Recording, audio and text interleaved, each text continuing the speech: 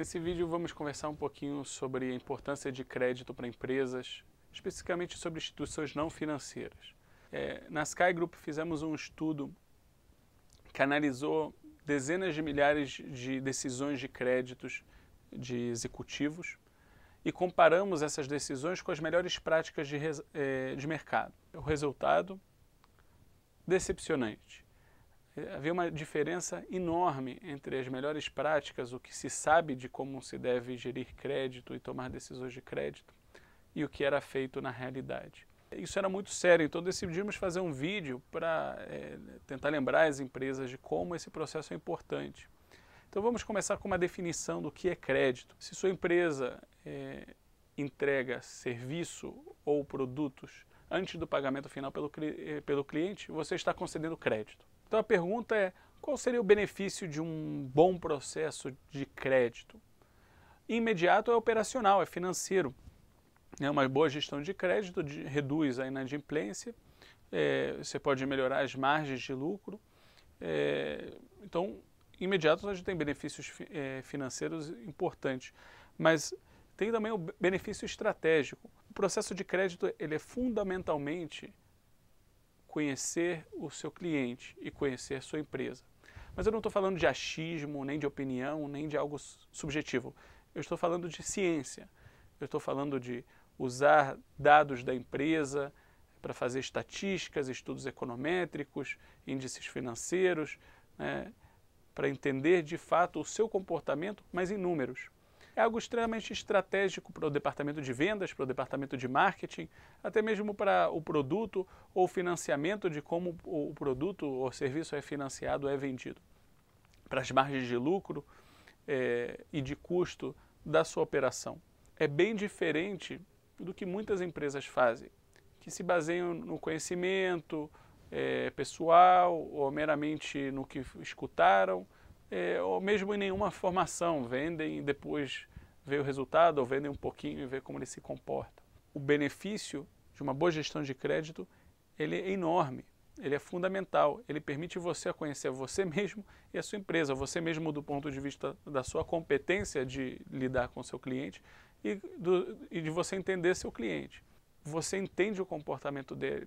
Entendendo o comportamento dele, você consegue vender mais, vender melhor, você consegue precificar melhor, tanto do ponto de vista do custo do produto como da lucratividade do seu produto. Você consegue fazer melhores campanhas de marketing e de publicidade, etc. Então, conhecer o seu cliente, entender crédito, saber dar crédito é algo extremamente estratégico para empresas.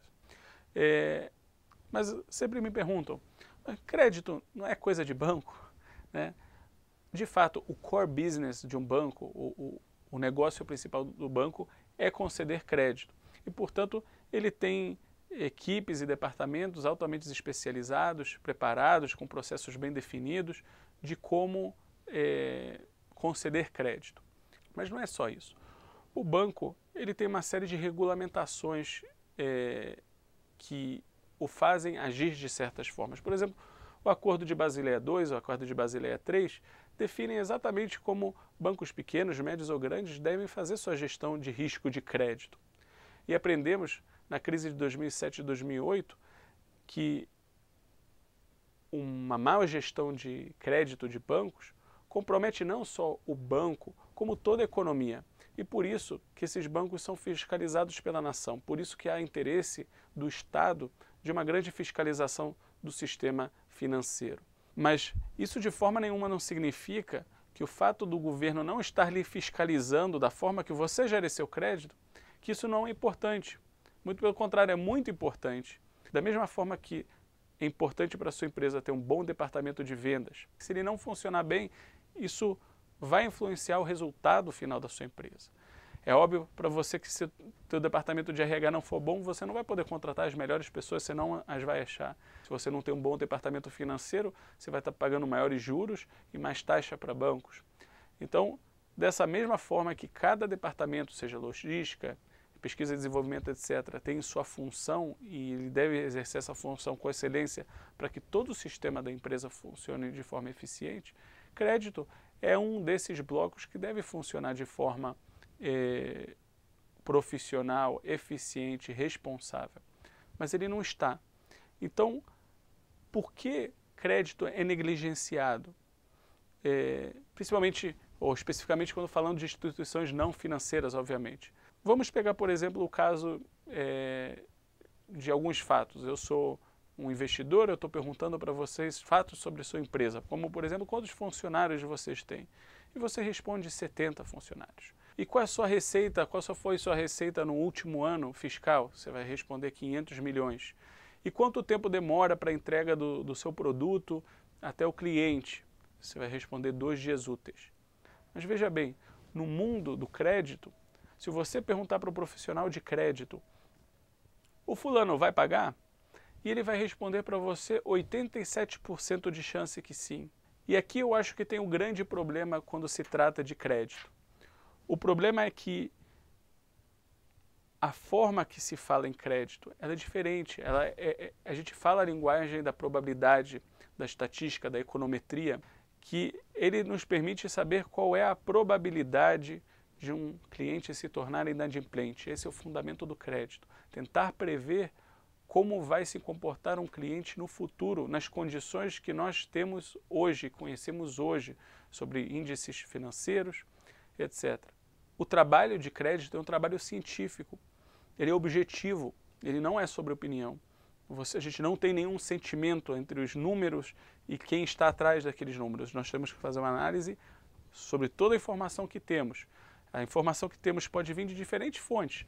Pode ser na nossa base de dados, no nosso histórico, pode ser de agências de risco como Fitch, Moody's, S&P, ou mesmo do Serasa Experian. Pode ser com contatos que temos em bancos ou parceiros de negócio. Usamos toda essa informação, agrupamos elas e fazemos análise científica para dizer qual é a probabilidade de inadimplência de um determinado cliente. Em inglês, probability of default. Mas isso não resume o trabalho de entender crédito. Porque se nós já concedemos crédito para muitos clientes de uma determinada cidade, talvez queremos distribuir melhor o crédito, vendemos para clientes de outras cidades. Assim, o risco não está apenas em clientes de uma determinada cidade, ou de um determinado estado, ou de uma determinada indústria. Então isso fala sobre distribuir o nosso crédito, porque o nosso crédito concedido ele é limitado para cada empresa. Tendo esse dado, nós podemos entender se queremos conceder crédito para aquele cliente, quanto queremos cobrar pelo serviço. É claro que é legítimo cobrar mais caro para um cliente com uma maior chance de inadimplência do que aquele que praticamente não tem chance de ser inadimplente. As condições financeiras devem ser diferentes para aquele cliente com alto risco ou com aquele cliente com um risco razoável. É aqui que está a diferença. A comunicação no departamento de crédito é bem diferente do que os outros departamentos. Nós estamos falando realmente de números que são prováveis, é de probabilidade, mas não de algo que ele é certo, que ele é garantido. Muito bem. O que acontece quando o crédito é negado? Então agora já estamos falando, instituímos um órgão profissional responsável que tem atitude e toma decisões dentro da empresa, um órgão de crédito. E ele negou o crédito para um determinado representante de vendas. O que vai acontecer? O vendedor vai vir, vai dizer que é um absurdo, ele vai ir reclamar com o presidente que estamos criando prejuízo para a empresa, que isso é contra o interesse da empresa. É claro que a gente não pode esquecer que esse mesmo vendedor ele é comissionado em cima de vendas. Agora nós vamos ver do ponto de vista da análise de crédito. Vamos supor que a empresa tem uma margem de lucro de 10% e que foi negado uma venda de R$1 milhão para uma determinada oportunidade de vendas. Estamos falando de R$1 milhão, vamos supor que a empresa tem uma margem de lucro de 10%. Então, para balancear uma perda de R$1 milhão de inadimplência, para poder equiparar uma perda de uma inadimplência ou de uma possível inadimplência de R$1 milhão, temos que vender R$10 milhões. Isso o vendedor não vê. Se os dados estão mostrando que aquele cliente é bem provável que seja inadimplente,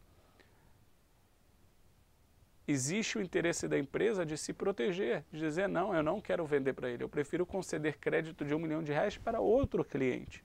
Você, como o sócio da empresa, o diretor executivo, o empreendedor, você tem claramente o interesse de aumentar a lucratividade da operação e, por outro lado, reduzir a exposição a risco. Então, para fazer isso, dê à gestão de crédito um pouco de crédito.